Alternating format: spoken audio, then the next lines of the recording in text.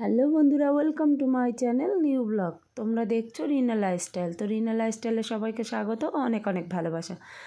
তো নতুন একটা ব্লগ নিয়ে চলে এসেছি প্রতিদিনের মতো। তো সকালে ঘুম থেকে উঠে বসে পড়েছি। দেখো আমি আর মা বসে আছি, চা বিস্কিট খেলাম, খেয়ে বসে আছি। তো রান্নাঘরে তো যেতেই হবে, তো রান্নাঘরে চলে এসেছি। দেখো এদিকে ভাত তরকারি দুদিকে দুটো বসিয়ে দিয়েছি, যেহেতু গরম তো তো তাড়াতাড়ি রান্না করে নেব।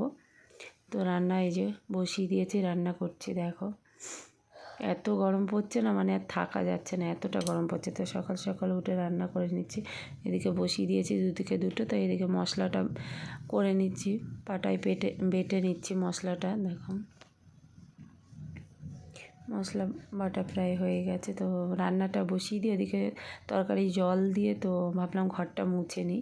এদিকে রান্না বসিয়ে দিয়ে আমি কাজগুলো করে নিই, যাতে দুদিকেও দুটো হয়ে যায়, একই সাথে কাজ কমপ্লিট হয়ে যাবে। তো এদিকে ঘরটা মুছে নিলাম। আর এইদিকে দেখো আমি পনির ভাপা করেছি। আর মা এই যে শুয়ে শুয়ে টিভি দেখছে। আর শোনে নিচে এসে দেখি শোনো ঘুম থেকে উঠে বারান্দায় বসে আছে।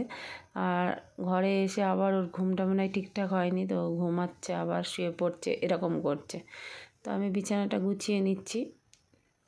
গুছিয়ে নিয়ে আমার ঘরটা ঝেড়ে নিলাম। এবার ওপরের ঘরগুলো হয়ে গেছে, এবার নিচের ঘরগুলো ঝেড়ে নিচ্ছি। আবার এইদিকে দেখেছি জল চলে এসছে, জলের গাড়ি।